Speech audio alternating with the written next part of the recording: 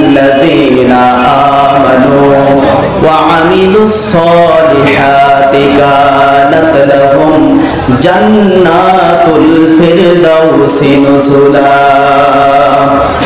খালিদিনা ফিহা লা ইয়াবগুনা আনহা হিওয়ালা। আল্লাহ তাআলা বলেন, নিশ্চয় যারা ঈমান এনেছে, ঈমান আনার পরে যারা নেক আমল সমূহ সম্পাদন করবে, তাদেরকে জান্নাতুল ফিরদাউস দ্বারা শুভাগমন জানানো হবে। সকলে জবান খুলে বলুন সুবহানাল্লাহ।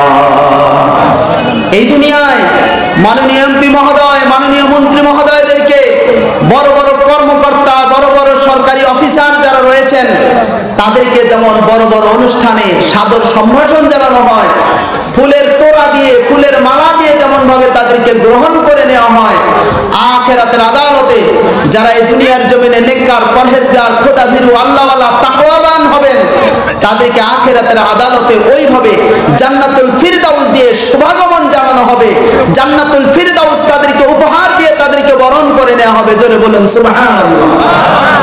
এখন বলেন, দুনিয়ার সম্মান, দুনিয়ার যে মর্যাদা, এটা চিরস্থায়ী না ক্ষণস্থায়ী? এটা হচ্ছে ক্ষণস্থায়ী। আর আখিরাতের সম্মান, আখিরাতের মর্যাদা হলো চিরস্থায়ী। এই জন্য আখিরাতের মর্যাদা, আখিরাতের সম্মান, এটাই হলো আমাদের সবচেয়ে বড় চাওয়া, সবচেয়ে বড় পাওয়া। আমরা আল্লাহ রাব্বুল আলামিনের ইবাদতের মাধ্যমে আখিরাতের চিরস্থায়ী সম্মান আমরা পেতে চাই। আল্লাহ যেন আমাদের সকলের ভাগ্যে নসিব করেন। সবাই বলেন আমিন।